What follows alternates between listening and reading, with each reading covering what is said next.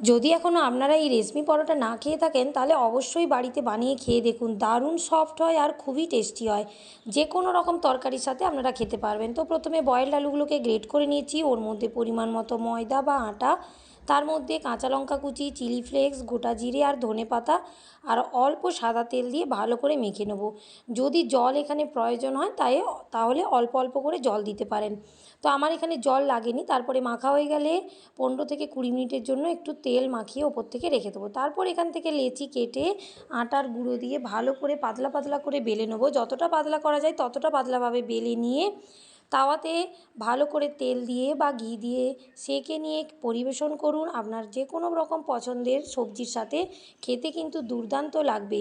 Video ভালো লাগলে অবশ্যই লাইক করবেন আর একটা কমেন্ট করে জানাবেন কেমন লাগলো।